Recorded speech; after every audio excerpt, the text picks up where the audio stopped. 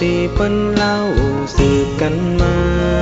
อุ่นนูนเจ้าพญาป่าเสนามามวนงานกองจ้างตัวงามดีเสียงดนตรีก้องมือนั้นจะรึกในตำนานเป็นชื่อนามเจียงมวนเฮา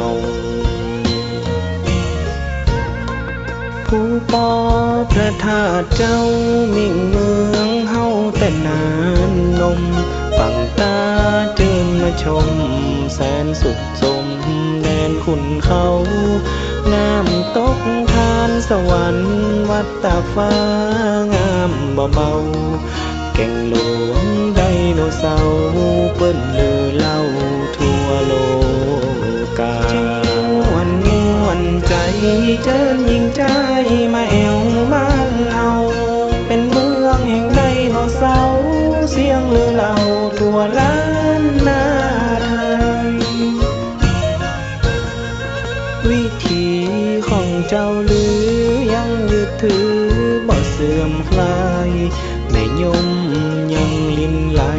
กูนำปีชื่นชีวาหล่อเลี้ยงทุกชีวิตแต่อดีตมุ่งพื้นหน้าหอยนานแต่นานมา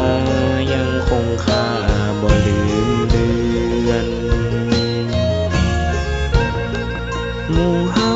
เจ้าเจียงม่วนขอเจิญจวนมาม่วนใจดินแดนแห่งดงไพรน้ำตรึงใจไผมาเยือนตอนรับด้วยไมตรีน้ำใจมีบ่แช่เชือนขอเชิญมาเยี่ยมเยือนถึงบ้านเฮือนเฮายินดีเจียงม่วนใจเจิญยิ่งใจมาแอวบ้านเฮามาแอวพอไดโนเสาร์เสียงลือเล่าทั่วล้านนาไทย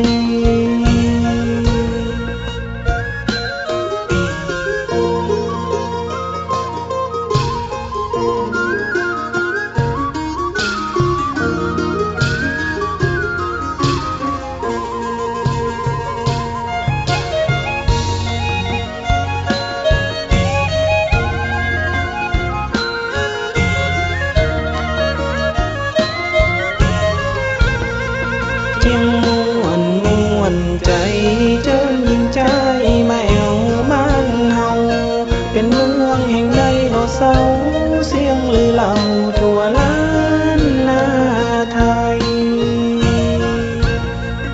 วิถีของเจ้าลือยังยึดถือบ่เสื่อมคลายแม่ยมยังลิ้นไหลกูนำปีชื่นชีวาหล่อเลี้ยงทุกชีวิตแต่อดีตมุ่งพื้นหน้าหอยนานแต่นานมายังคงค่าบ่ลืมเลือนหมู่เฮาเจ้าเจียงม่วนขอเจิญจวนมาม่วนใจดินแดนแห่งดงไพรน้ำตรึงใจไผมาเยือนตอนรับด้วยไมตรีน้ำใจมีบ่แช่เชือนขอเจิญมาเยี่ยมเยือนถึงบ้านเฮือนเฮายินดีเจียงม่วนใจเจิญยิ่งใจ